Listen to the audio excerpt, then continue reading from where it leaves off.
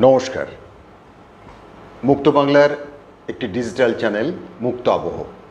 মুক্ত আবহ থেকে আমরা আজকে যে মঞ্চটিতে আমরা আলোচনা করব সেটাতে সংস্কৃতির অঙ্গনে বেশিরভাগটাই আপনাদের সামনে উপস্থাপন করেছিলাম বিভিন্ন ধরনের শিল্পী। বর্ধমান শহর ছাড়াও বর্ধমান শহরের বাইরে বহু গুণীজন আছেন সংস্কৃতি চর্চার সঙ্গে যুক্ত। সেই সমস্ত ব্যক্তিদের নিয়ে আমরা বেশ কিছুদিন আলোচনায় এখানে করেছি। তাদের বিভিন্ন ধরনের অনুষ্ঠান তারা পরিবেশন করেছে। আপনাদের হয়তো খুশি করতে পেরেছি আমরা, এটা ভেবে নিয়েই কিন্তু আমরা এই পোর্টাল চ্যানেলের এই যে আলোচনা, এই আলোচনাটা কিন্তু আমরা চালিয়ে যাচ্ছি। আজকে বিশেষ করে আপনারা জানেন যে আমাদের বর্ধমান শহরে এমন কিছু মানুষ আছেন যারা সাহিত্যের সঙ্গে যুক্ত, আবার কবিতার সঙ্গে যুক্ত এবং কবিতার লেখার সঙ্গে যুক্ত, প্লাস আবৃত্তিকার।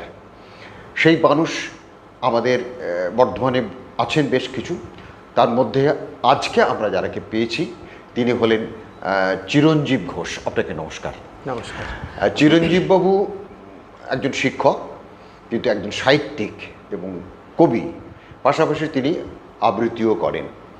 আমরা আমাদের এই মুক্ত আবহ চ্যানেল যেটা আমরা পোর্টাল চ্যানেল বলি বা ডিজিটাল চ্যানেল বলি, এই চ্যানেলের মাধ্যমে আমরা বহু মানুষের কাছে পৌঁছে দিতে পারি যারা সংস্কৃতি চর্চার সঙ্গে যুক্ত। বিভিন্ন ধরনের গান, যন্ত্রসঙ্গীত, আবৃত্তি এবং ডান্স, এছাড়াও আরও যারা আছে যে সমস্ত সংস্কৃতির সঙ্গে যুক্ত যারা রয়েছেন সে সমস্ত শিল্পীদের আমরা এখানে নিয়ে আসি।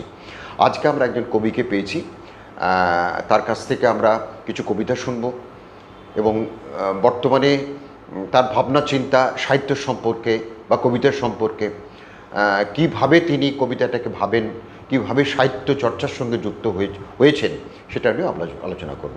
আপনাকে প্রথমেই আমি মুক্ত আবহাওয়ার পক্ষ থেকে অবশ্যই ধন্যবাদ জানাই। মানে মুক্ত আবহাওয়ার অনেকগুলো যে বিষয় রয়েছে সেই বিষয়ে চিরঞ্জীববাবু কিন্তু সাহিত্যের সঙ্গে যুক্ত, সেখানেও কিন্তু তিনি কখনো নয়, তিনি টোটালটাই দায়িত্ব নিয়ে কাজ করেন সঞ্চালনার। তিনি আবার আমাদের সংস্কৃতির এই অঙ্গনে বা সংস্কৃতি ছোট্ট একটা মঞ্চে আমি পেয়ে অন্তত খুব ধন্য এবং খুব গর্বিত যে ওনার সঙ্গে আমরা কথা বলতে পারছি। আচ্ছা, প্রথমে আমার তরফ থেকে আমার সম্মানীয় শ্রোতাবৃন্দ, তাদেরকে আমি শ্রদ্ধা জানাই, আন্তরিক প্রণাম জানাই। খুব মজার কথা যেটা দাদা তুমি বললে, যে এই একটা কথা আছে না, কি জানি কখন কবে কোন ভূমিকায় জীবনের সাজঘর কাকে কি সাজায়। এটা খুব মজার আজকের জন্য মজার খুব ঘটনা, যে সত্যি করেই আমার একটা কুর্সি বদল হয়েছে, যেখানে আমি সাহিত্যের সাক্ষাৎকারগুলো নিয়ে থাকি, সঞ্চালনা করে থাকি, সেখানেই আমি আমন্ত্রিত হয়েছি এই মুক্ত আবহের তরফ থেকে এবং ওভারঅল আপনার তরফ থেকে, যে আমার কবিতার আর্ট ফর্মটাকে পারফর্ম করার জন্য। এই জন্য আমি সত্যি ধন্য, কৃতজ্ঞতা জানাই। অবশ্যই আপনি কবিতা এবং সাহিত্যের সঙ্গে তো কবিতা জড়িয়ে আছে, তা আপনি বেশিরভাগটাই কবিতা নিয়ে চর্চা করেন? না, সেরকম ব্যাপার নয়। আমি একদিকে যেমন কবিতা চর্চা করছি, কবিতা লিখছি, অন্যদিকে আমার লেখা গল্প অলরেডি অনেকগুলি সংখ্যায় সানন্দায় প্রকাশিত হয়েছে এবিপি আনন্দ থেকে। এছাড়াও প্রতিভাস পাবলিকেশন একটা 20টা ছোট গল্পের সংকলন, মেঘাঙ্গী বলে বইটির নাম, কলকাতা আন্তর্জাতিক বইমেলায় সেটা মুক্তি পেয়েছে। এছাড়াও আরও 2টি কবিতা সংকলন কলকাতা আন্তর্জাতিক বইমেলায় সদ্য মুক্তি পেয়েছে। এভাবে সাহিত্যের যতগুলো দিক আছে, কবিতা, কাহিনী, প্রবন্ধ, চেষ্টা করি সেগুলোতে আস্তে আস্তে ঢুকতে। এখন মানে আমরা তো কথা হবে, আলোচনা হবে আমাদের মধ্যে, আর দর্শকরা তো মানে আলোচনা শুনতেই যতটা অভ্যস্ত নন, কিন্তু একটা শিল্পীর কণ্ঠে কিছু কবিতা, কিছু গান শোনার জন্য দর্শকরা অপেক্ষা করে। তবু আমাদের কথা হবে, কিন্তু আজকে তো গান হবে না, আজকে কবিতা হবে। আপনার প্রথম কবিতাটা কি? প্রথম কবিতা আমার জীবনের প্রথম স্বপ্নের পুরুষ রবীন্দ্রনাথ। হ্যাঁ, সেটা তো সকলেরই। যাকে ছাড়া আমরা এক পাও চলতে পারি না, তার লেখা আগমন দিয়ে আমি শুরু করছি। অবশ্যই। কবিগুরু রবীন্দ্রনাথ ঠাকুরের আগমন। তখন রাত্রি আঁধার হলো, সাঙ্গ হলো কাজ। আমরা মনে ভেবেছিলেম আসবে না কেউ আজ। মোদের গ্রামে দুয়ার যত রুদ্ধ হলো রাতের মতো। দুই একজনে বলেছিল আসবে মহারাজ। আমরা হেসে বলেছিলেম আসবে না কেউ আজ। দ্বারে যেন আঘাত হলো, শুনেছিলেম সবে। আমরা তখন বলেছিলেম বাতাস বুঝি হবে। নিভিয়ে প্রদীপ ঘরে ঘরে শুয়েছিলেম অলস ভরে। দুই একজন বলেছিল দূত এলো বা তবে। আমরা হেসে বলেছিলেম বাতাস বুঝি হবে। নিশীত রাতে শোনা গেল কিসের যেন ধ্বনি। ঘুমের ঘোরে ভেবেছিলেম মেঘের গর্জনী। ক্ষণে ক্ষণে চেতন করি কাঁপল ধরা থরহরি। দুই একজনে বলেছিল চাকার ঝনঝনি। ঘুমের ঘোরে কহি মোরা মেঘের গর্জনী। তখনও রাত আঁধার আছে। বেজে উঠল ভেরি। কে ফুকারে জাগো সবাই, আর করো না দেরি। বক্ষ পরে দুহাত চেপে আমরা ভয়ে উঠি কেঁপে। দুই একজন কহে কানে রাজার ধ্বজা হেরি। আমরা জেগে উঠে বলি আর তবে নয় দেরি। কোথায় আলো, কোথায় মাল্য, কোথায় আয়োজন। রাজা আমার দেশে এলো, কোথায় সিংহাসন। হায় রে ভাগ্য, হায় রে লজ্জা, কোথায় সভা, কোথায় শয্যা। দুই একজন কহে কানে বৃথায় ক্রন্দন। রিক্ত করে শূন্য ঘরে কর অভ্যর্থন। ওরে দুয়ার খুলে দে রে, বাজা শঙ্খ বাজা। গভীর রাতে এসেছে আজ আধার রাতের রাজা। ওরে দুয়ার খুলে দে রে, বাজা শঙ্খ বাজা। গভীর রাতে এসেছে আজ আধার রাতের রাজা। বজ্র ডাকে শূন্যতলে, বিদ্যুতেরই ঝিলিক চলে। ছিন্ন শয়ন টেনে এনে আঙিনা তোর সাজা। ঝড়ের রাতে হঠাৎ এলো দুঃখ রাতের রাজা। বাহ! রবীন্দ্রনাথের বেশ কিছু কবিতা আছে, যে কবিতা মানে তার যে শব্দ, তার যে ভিতরের অন্তর্নিহিত অর্থ, সে অর্থ অনেকের দেখেছি বোঝার ক্ষেত্রে অনেক ঘাটতি থেকে যায়। একদম, একদম। ঘাটতি থাকে বলেই কিছু কবিতা যখন আবৃত্তির আকারে দর্শকদের শোনায়, একদম। তার মানেটাই হয়তো তিনি বুঝছেন, যিনি বলছেন আর কি, তিনি অর্থটা বুঝছেন না, তিনি কবিতাটাকে রিপ্রেজেন্ট করছেন। ঠিক। কিন্তু এটা তো ঠিকই, কবিতার মধ্যে তার অন্তর্নিহিত অর্থের মধ্যে না ঢুকতে পারলে কবিতা কবিতার মতন হয় না। এটা তো আমার সঙ্গে একমত হবেন? একদম একদম। একটা আবৃত্তি, সেখানে উচ্চারণ, বাচনভঙ্গি, আবেগ এবং অর্থ যে পরিপূর্ণভাবে আছে, সেটা আবৃত্তির মধ্যে দিয়ে আমাদের দর্শকের, আমাদের শ্রোতার হৃদয়ে পৌঁছে দেওয়া, এই কাজগুলো যখন একসাথে হয় তখনই সেটা সফল হয়, তার আগে না। পৃথিবীর মানে সংস্কৃতির জগতের একজন শ্রেষ্ঠ মনীষা রবীন্দ্রনাথ ঠাকুর। আমার মনে হয় রবীন্দ্রনাথের কলম দিয়ে গল্প, উপন্যাস, প্রবন্ধ, কবিতা, গান যেভাবে রচিত হয়েছে, আমার মনে হয় যে পৃথিবীতে এরকম ধরনের সাহিত্যিক খুঁজে পাওয়া খুব মুশকিল। আমরা আমাদের যত দিন যাচ্ছে আর কি, রবীন্দ্রনাথ নিয়ে আলোচনার প্রভাবটা আরও বেশি বাড়ছে। অন্যান্য কবিরা রয়েছেন, দেখুন ঠিক এই সময়তে যদি কবিদের বাঁচা হয়, জীবনানন্দ দাশ, এখনকার সময়ে ছেলে মেয়েদের আর কি হয়তো দেখা যাবে জীবনানন্দ দাশ একটা কি দুটো কবিতা তাদের চলে যাচ্ছে, কিন্তু অনেক ক্ষেত্রে দেখা যায় যে রবীন্দ্রনাথ বাড়িতে বাড়িতে আলোচনা হয়, গান হয়, কবিতা হয়। রবীন্দ্রনাথ চর্চাটা কিন্তু বেড়েছে অনেক অনেক অনেক বেড়েছে। আচ্ছা, এরপরে আমি আপনার কি কবিতা শুনবো? এরপরে আমি যে কবিতাটায় আসতে যাচ্ছি, সেটা সম্প্রতি আমরা স্বাধীনতা দিবস পেরিয়ে এলাম। নেপালিও, হ্যাঁ, ৭৮তম স্বাধীনতা দিবস আমরা পালন করে এলাম। স্বাধীনতার যে অর্থ সেটাকে আমি চেষ্টা করেছি কলমে তুলে ধরতে। আপনারই লেখা? হ্যাঁ, এটা আমারই লেখা। কবিতার নাম স্বপ্ন মিছিল। আমি চেষ্টা করছি কেমন। কাল রাতে আমি একটা স্বপ্ন দেখেছি, একটা মিছিলের স্বপ্ন। অদ্ভুত সে মিছিল। না না, ভুল ভাববেন না, এই মিছিলে কোনো স্লোগান ছিল না, ছিল না কোনো বিশেষ রং, লাল, সবুজ বা গেরুয়া। ছিলেন না এক রাস বুদ্ধিজীবী অথবা জ্বলন্ত মোমবাতির মৌনতা। দেখিনি কোনো অস্ত্র, ট্যাবলো, ফেস্টুন। আবিররাঙা বিজয় মিছিল তাও নয়। কোনো দাবি নেই, ধিক্কার নেই, শান্ত সমাহিত এক মিছিল, যেন কাল মেঘা অপরাহ্নে ঘর ফেরা সাদা বকের শাড়ি। মিছিলে দেখলাম এক যুবক হুইল চেয়ারে বৃদ্ধা মাকে নিয়ে। অবাক বিস্ময়ে জিজ্ঞাসা করলাম, এই মিছিলে তুমি কেন? তার প্রশান্ত উত্তরে বুক জুড়ে হিমেল স্রোত। বৃদ্ধাশ্রম থেকে মাকে নিয়ে বাড়ি ফিরছি। দেখলাম এক যুবতী হাতে ধরে এক উলঙ্গ শিশু। দৌড়ে গিয়ে জিজ্ঞাসা করলাম, কে কে এই শিশু? কাঁপা কাঁপা স্বর মাতৃত্বে পরিপূর্ণ। উত্তর পেলাম, অনাথ শিশুটি আজ মায়ের হাত ধরল। মিছিলে দেখলাম এক চিত্রকর ঝোলা ব্যাগ থেকে উঁকি দিচ্ছে হরেক রকম রং, তুলি, প্যালেট, হাতে মন রঙে ছোপানো ক্যানভাস। জানতে চাইলাম, কি এঁকেছেন এই মিছিলের জন্য?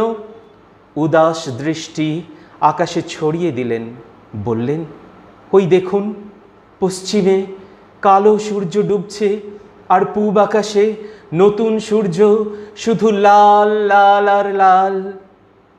সবার পিছনে খুঁজে পেলাম সিলেবাসের সেই উলঙ্গ রাজাকে। বুক ফুলিয়ে হেঁটে চলেছেন বিবস্ত্র রাজা, যেন গন্ধর্ব চলেছেন সুরলোকে। ধরলাম তাকে, আপনিও কেন এই মিছিলে?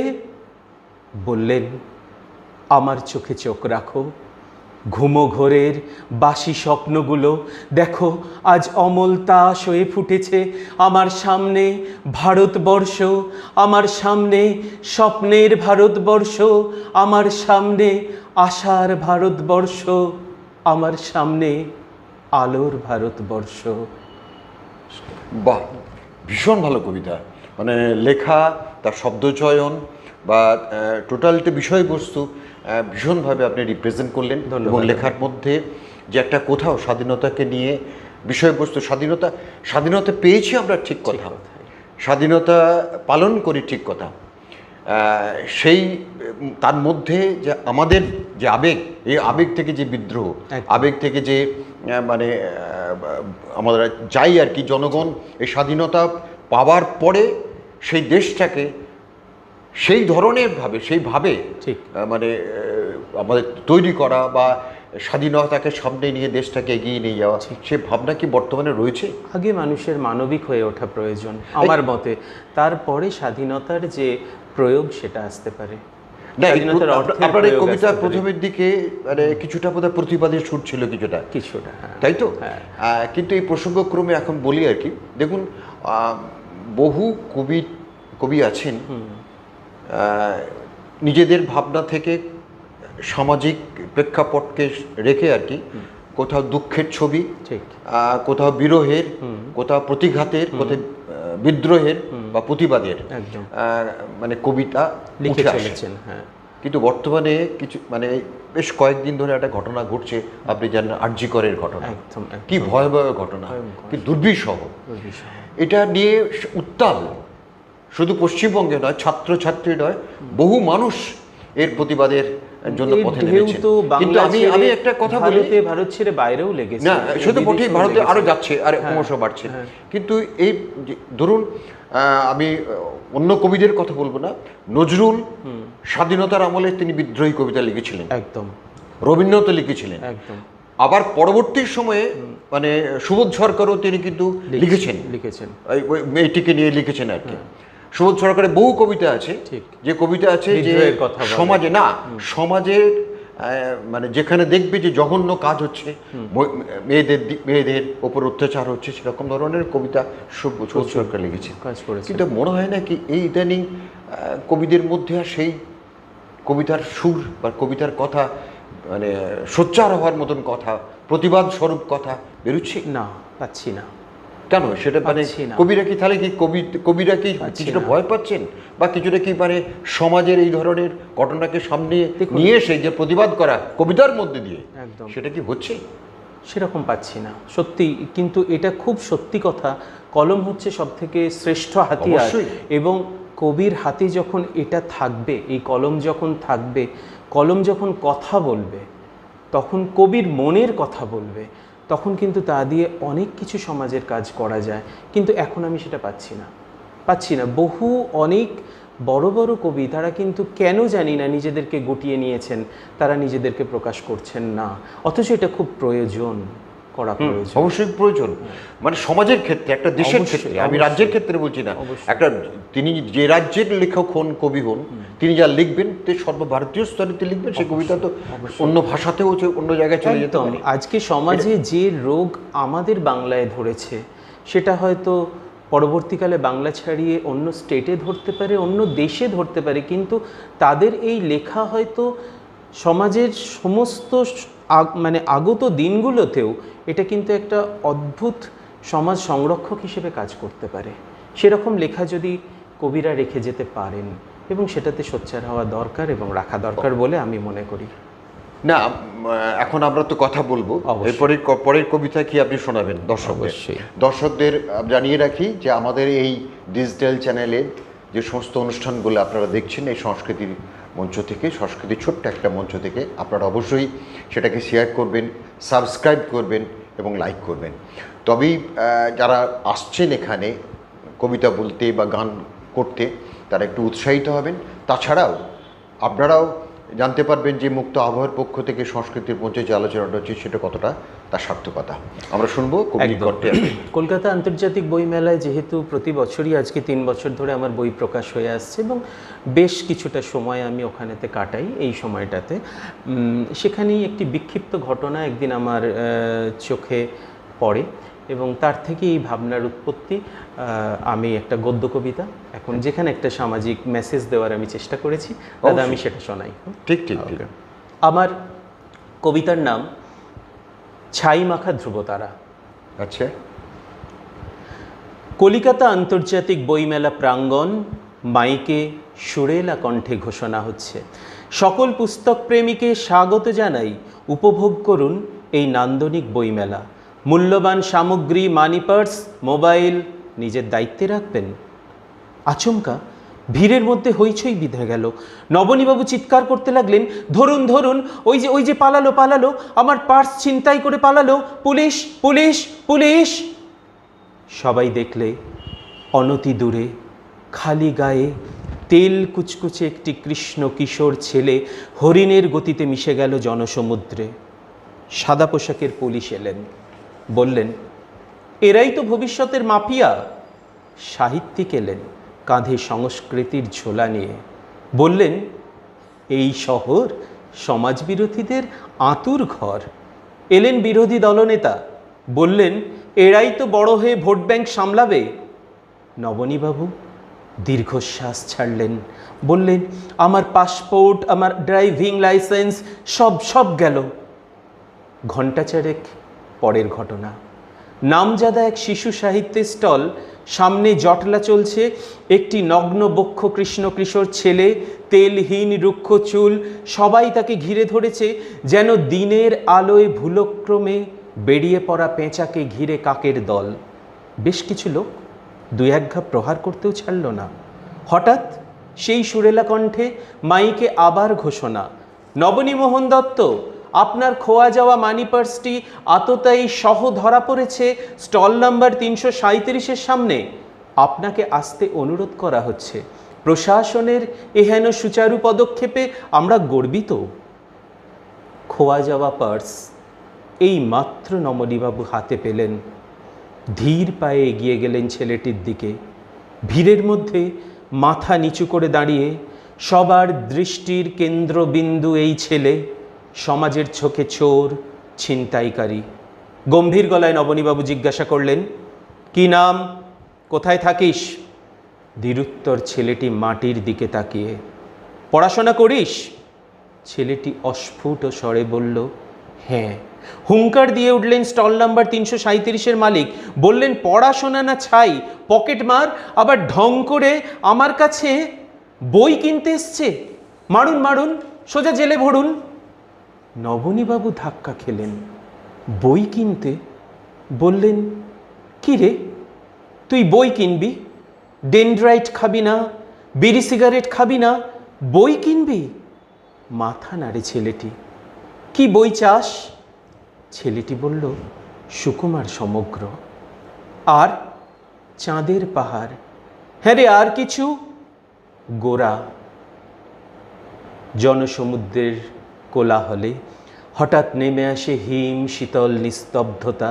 এতক্ষণে সবাই দেখল ছেলেটির চোখে ফোঁটা ফোঁটা জল। নবনীবাবু দীর্ঘশ্বাস ফেলে আকাশে চাইলেন। চোখ নামাতেই চোখে পড়ল একটি বড় হোর্ডিং, তার উপরে বড় বড় করে লেখা, এই পৃথিবীকে শিশুর বাসযোগ্য করে যাব।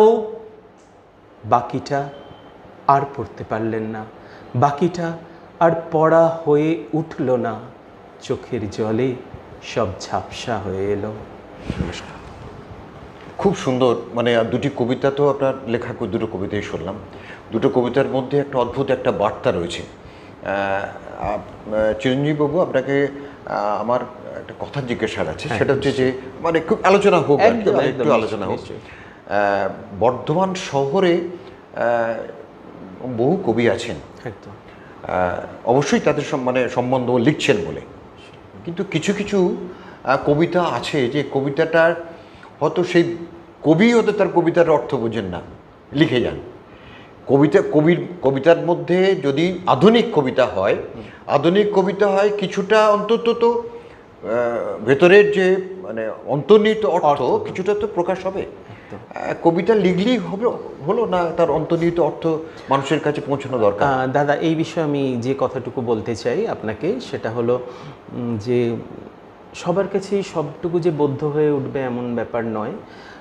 যদি কোনো কবিতা আমার কাছে দুর্বোধ্য বলে মনে হয়, সেটা মানে নতমস্তকে আমারই অযোগ্যতা আমি স্বীকার করে নিই যে হয়তো আমি বুঝে উঠতে পারছি না, আমাকে হয়তো আরও তৈরি হতে হবে।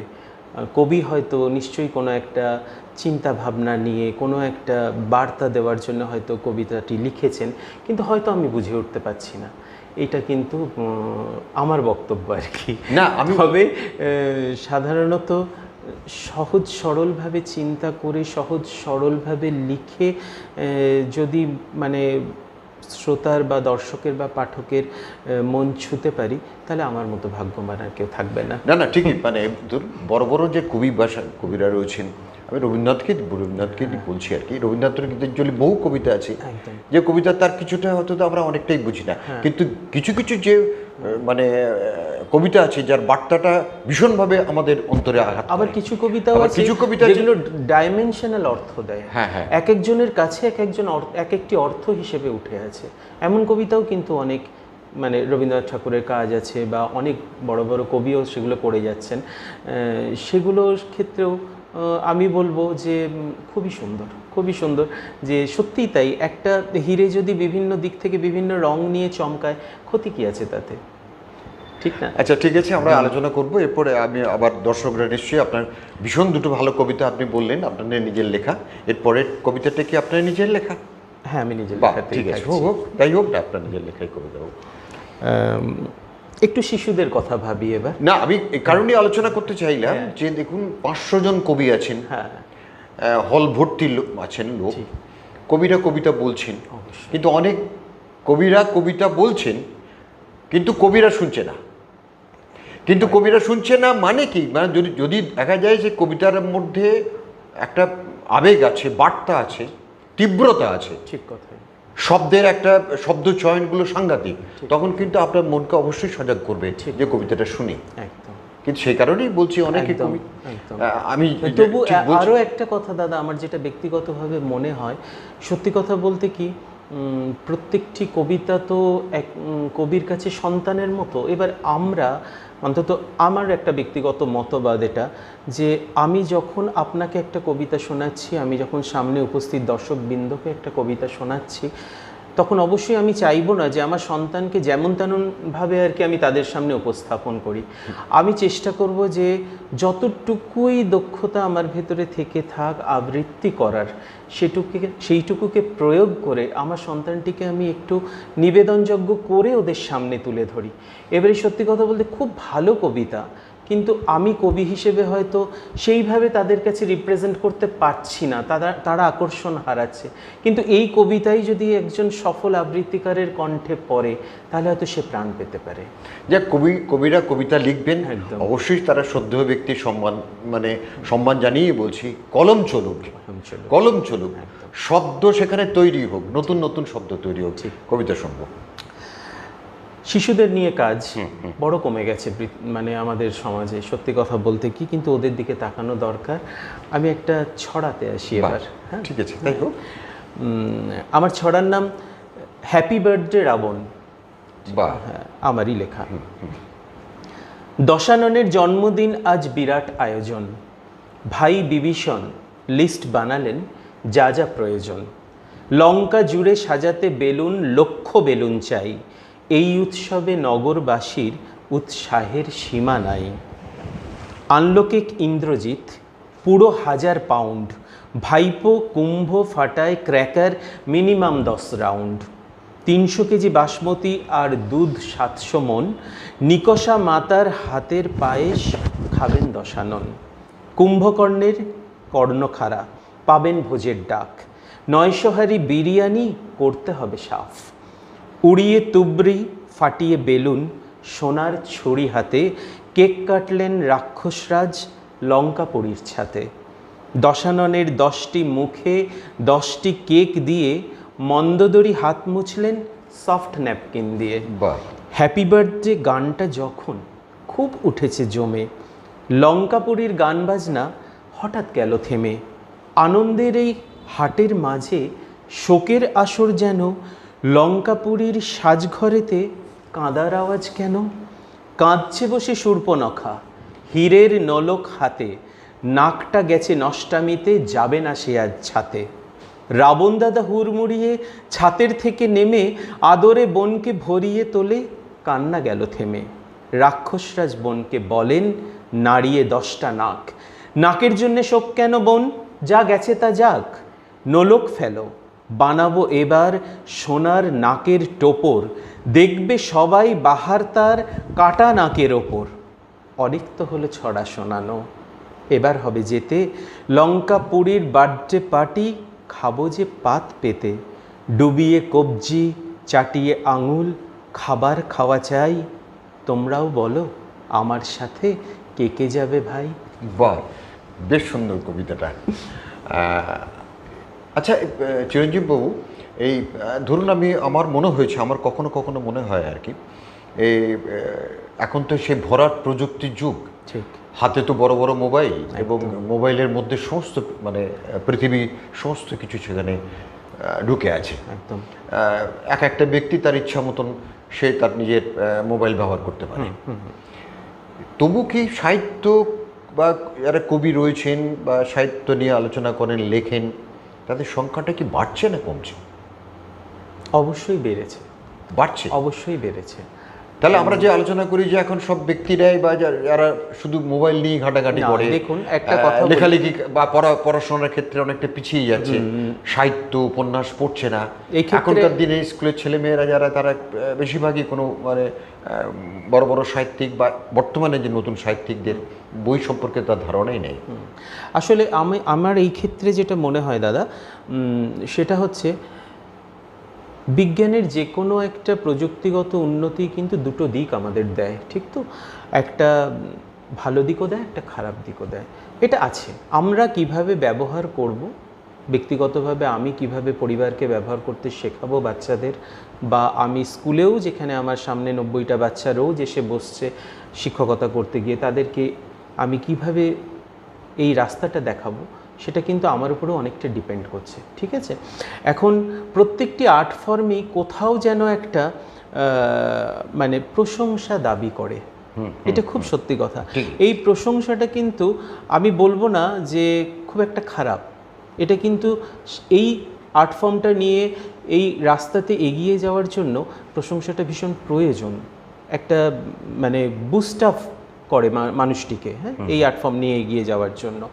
তো এখন বিগত দিনেও অনেক কিন্তু সাহিত্যিক ছিলেন, কবি ছিলেন, তাদের কবিতা সেইভাবে জনসমক্ষে আসতো না, তাদের কীর্তিটা আসতো না, কিন্তু এই সোশ্যাল মিডিয়ার দৌলতে সকলের কবিতা কিন্তু সকলে পড়তে পাচ্ছেন, সকলে কিন্তু জানতে পাচ্ছেন, এর ফলে তারা প্রশংসাটা পাচ্ছে এবং তারা কিন্তু এগিয়ে যাওয়ার খোরাকটা পাচ্ছে। এটা কিন্তু একটা কালচারাল ডেভেলপমেন্টের খুব ভালো একটা দিক। আমি কিন্তু এটা কখনোই বলতে পারি না যে মোবাইলের ব্যবহারটা শুধু ক্ষতি করছে, তার কোনো লাভ নেই। না, অবশ্যই ক্ষতি করছে বলছি না, আমার যেটা আলোচনা ছিল আর কি, আলোচনার বিষয়বস্তু ছিল যে কবিতা এবং সাহিত্য, উপন্যাস, গল্প বর্তমান এই প্রজন্মর ক্ষেত্রে আর কি, তারা কি ভীষণভাবে আগ্রহী, না কিছুটা তারা ওটাকে পিছনে ফেলে দিয়েই মানে এগিয়ে যাচ্ছে? না, আমি যখন দেখতে পাচ্ছি, আমি টাইমলাইন যখন স্ক্রল করছি, তখন দেখছি যে আমার অনেক বন্ধু যারা সব ফেসবুক ফ্রেন্ডে আছেন, তারা কিন্তু লিখছেন, তারা ছোট গল্প লিখছেন, তারা কবিতা লিখছেন, হ্যাঁ, তারা এবং সময় উপযুক্ত কবিতা লিখছেন, সৃষ্টি করতে পারলে সেটা আলাদা একটা আনন্দ, একদম সৃষ্টির আনন্দ আলাদা। আজকে যখনই আমি লিখতে শুরু করলাম, এটা খুব সত্যি কথা, এই প্রসেস যদি চলতে থাকে 1 বছর পরে আমার কলমের ধার বাড়বে, আরও উন্নত সাহিত্য সৃষ্টি হবে, এটা কিন্তু আমি পাচ্ছি, দেখতে পাচ্ছি। এরপর কথা তো হচ্ছে, এরপরে কি কবিতা আপনি শোনাবেন দর্শকদের? দর্শকদের আবার বলি যে আমরা মুক্ত আবহের যে একটি চ্যানেল, সাংস্কৃতিক চ্যানেল, সেই চ্যানেলের পক্ষ থেকে আপনাদের কাছে আমরা উপস্থাপন করছি একজন কবির কবিতা। আপনারা অবশ্যই শুনছেন, শোনার পরে আপনারা অবশ্যই শেয়ার করবেন, সাবস্ক্রাইব করবেন এবং লাইক দেবেন। আপনাদের অবশ্যই আমরা ধন্যবাদ জানাচ্ছি। আজকের এই মঞ্চ থেকে আপনারা শুনুন কবির কণ্ঠে আরেকটি কবিতা। আসছিলাম যখন প্রচণ্ড বৃষ্টি বাইরে, মানে আপনিও অসুবিধে করে এলেন, আমিও অসুবিধে করে এলাম আর কি। তো এইরকম একটা আবহাওয়ার মধ্যে একটা বর্ষার কবিতা তো নিশ্চয়ই রাখা যেতে পারে। অবশ্যই। এটি আমার নিজের লেখা নয়, এটি কবি অনুপম শৌরী সরকারের লেখা। কবিতার নাম একটি বৃষ্টির রাত। আমি এটা করছি। এমনটা যে আগে হতো এমনও নয়, ইদানিং রাত্রিবেলা বৃষ্টি নামলেই মেয়েটি শুনতে পায় একটি বহু চেনা কণ্ঠ তাকে বলছে, চলো না একটু বৃষ্টি ভিজে আসি। বৃষ্টি একটু থামতেই বিছানা থেকে উঠে জানলা খুলে দাঁড়ালেই সেই কণ্ঠটি বলে ওঠে, আজ তো বৃষ্টি থেমে গেছে, ঠিক আছে, পরের দিন কিন্তু মিস করো না, আমি তোমাদের ছাদেই এসে দাঁড়াবো। সেদিনেও বৃষ্টি নামলো পাগলপাড়া। মেয়েটির স্বামী ও শিশু তখন ঘুমের দেশে স্বপ্ন ছড়াচ্ছে, স্বপ্ন কুড়াচ্ছে, ঘুরে বেড়াচ্ছে স্বপ্নের হাত ধরে। মেয়েটি শুনতে পেল, দেরি হয়ে যাচ্ছে যে, এসো প্রাণ ভরে ভিজবো দুজনে। অন্যদিন দেরি হলেও সেদিন রাতে ছাদের দরজা খুলে মেয়েটি দাঁড়ালো খোলা আকাশের নিচে, ফিসফিস করে বলল, কই তুমি কোথায়? সেই কণ্ঠটি বলল, এই তো আমি, ধরো আমার হাত। অতঃপর ছাদের সর্বত্র ঘুরে ঘুরে সে কি বৃষ্টি ভেজার সুখ। সেই কণ্ঠটি বলল, একটা বর্ষার গান গাও না প্লিজ। মেয়েটি বলল, তুমি একটা কবিতা শোনাও। কবিতার স্বর গানের সুরে বৃষ্টি হলো রোমাঞ্চিত। হঠাৎ সেই কণ্ঠটি চাপা আর্তনাদ করে উঠল, বলল, এ কি, তোমার নাকের নাক ছবিটি কোথায়? ওটা তুমি হারিয়ে ফেলেছ, কি করে করলে অমন কাজ? দেখো আমিও তবে হারিয়ে গেলাম। মেয়েটি চিৎকার করে উঠল, না। ঠিক তখনই বৃষ্টি গেল থেমে, ঠিক তখনই তার স্বামী এলো ছাদে। বলল সে, এত রাতে ছাদে কিছু কি হারিয়ে ফেলেছ, তাই খুঁজতে এসেছো এখানে? চমকিত মেয়েটি অসংলগ্নভাবে বলল, না না, এই মনে হচ্ছে এই আমার নাক ছবিটা কাপড় শুকাতে এসে এইখানেই হয়তো। মেয়েটির বর বলল, শোনো, আমিও কয়েকদিন আগে আমার সেই পুরনো ঘড়িটা হারিয়ে ফেলেছি। সারা রাত ব্যালকনিতে খুঁজে খুঁজে ক্লান্ত হয়েছি। বাদ দাও, চলো, বাবি একা আছে, ওসব জিনিস হারিয়ে যাওয়াই ভালো, অহেতুক বড্ড কষ্ট দেয়। মেয়েটি বলল, ঠিক বলেছ, ওসব জিনিস হারিয়ে যাওয়াই ভালো, অহেতুক বড্ড কষ্ট দেয়। বাহ, আচ্ছা, আপনি এই মানে সাহিত্য, এই কবিতা, এই চর্চা কি আপনার বাড়িতেই আছে? আপনার মানে খুব বা যদি সংস্কৃতির সঙ্গে যুক্ত? খুব যদি মানে আমি গোড়ার থেকে বলি, তাহলে বিষয়টা হচ্ছে আপনার কি বর্ধমানেই বাড়ি? তো হ্যাঁ, বর্ধমানেই বাড়ি। আমি ক্লাস 4-এ বর্ধমানে এসেছি। আমি তার আগে থাকতাম ঝাপানডাঙ্গার পাশে আবুঝাটি, একটি গ্রাম, একদম সবুজের মধ্যে আমার বেড়ে ওঠা। এবং সেখানে সন্ধে হলে কারেন্ট ছিল না, কেমন, আমার মা বসতেন রামায়ণ মহাভারত নিয়ে, আর আশেপাশে যত আদিবাসী মহিলারা থাকতেন তারা গোল হয়ে গোটা ঘরে মেঝে জুড়ে বসতেন এই রামায়ণ মহাভারত মানে শোনার জন্য। তো কাজী এইরকম একটা সাহিত্যিক পরিমণ্ডলই আমার বেড়ে ওঠা। না, তা নাহলে তো এত ভালো কবিতা, এত ভালো মানে লেখা। আর আমার বাবার একটি কথা বলি, যেটা এই প্রসঙ্গে না বললে নয়। আমার বাবার একটি ভীষণ বদরোগ বা ভালো রোগ ছিল, সেটা হচ্ছে জি কর মেডিকেল কলেজে উনি প্রিন্সিপালের পিএ ছিলেন, রিটায়ার করেছেন আজকে, যেটা নিয়ে এত হইচই হচ্ছে।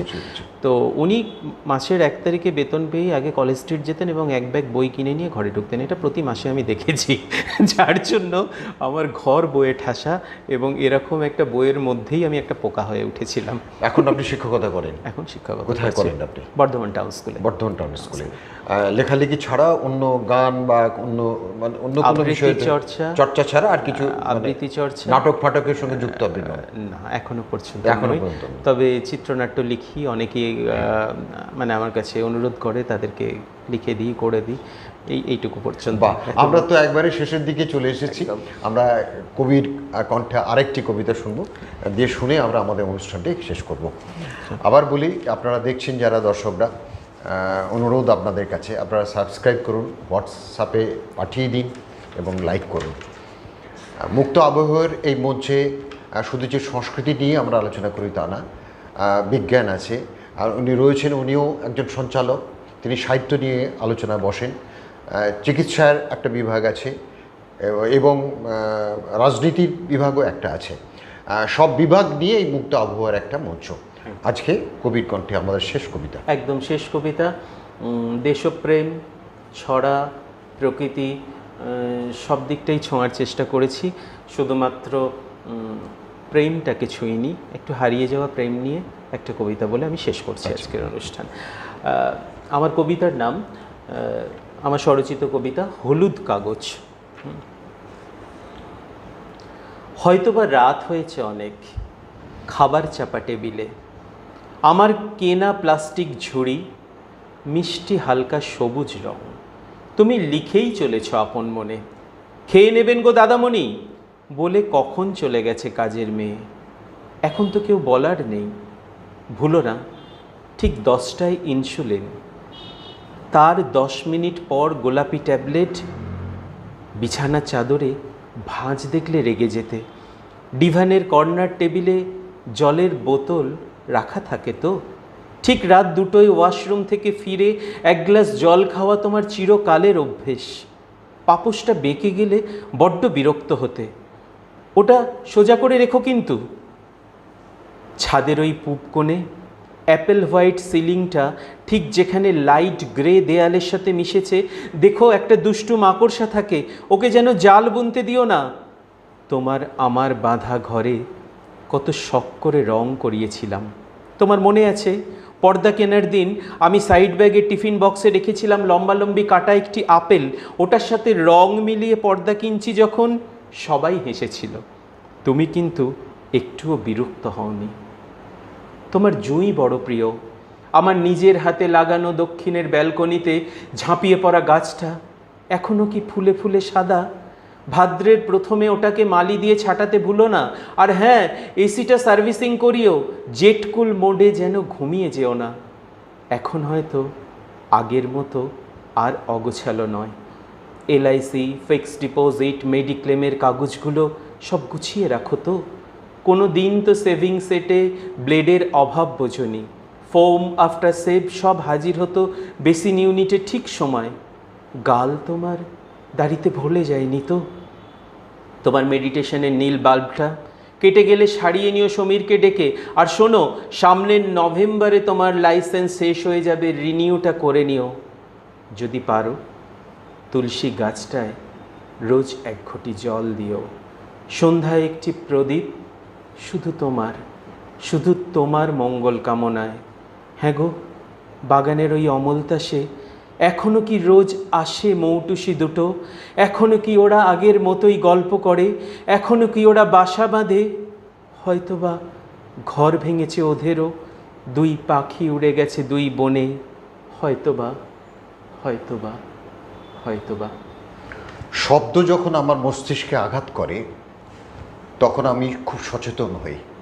শব্দ যখন আমার মনের ভেতরে আবেগ তৈরি করে তখন আমার কিছু বলতে ইচ্ছে করে। শব্দ যখন আমাকে ভাবায় এই দেশ নিয়ে, সমাজ নিয়ে, রাষ্ট্র নিয়ে, তখনও আমার কিছু বলতে ইচ্ছে করে। বাহ। বলাটা তখন হয়ে ওঠে আমার কলমে।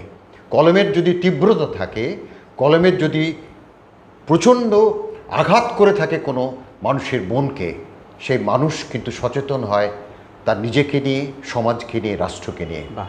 রবীন্দ্রনাথ একটি কবিতা দিয়ে আমি অবশ্যই শেষ করব না, কিন্তু রবীন্দ্রনাথের কবিতায় যে শব্দগুলো প্রথম আমরা যখন প্রাইমারি স্কুলে শুনেছিলাম, তাল গাছ এক পায়ে দাঁড়িয়ে সব গাছ ছাড়িয়ে করে। আজকে যিনি কবি, তার কবিতা দিয়ে এখানে কবিতা দিয়ে শেষ করলেন। অদ্ভুত লাগলো, আপনাদের নিশ্চয়ই ভালো লেগেছে। আপনাকে আজ এই মুক্ত আবহে আসার জন্য আপনাকে অসংখ্য ধন্যবাদ, দর্শকদের ধন্যবাদ।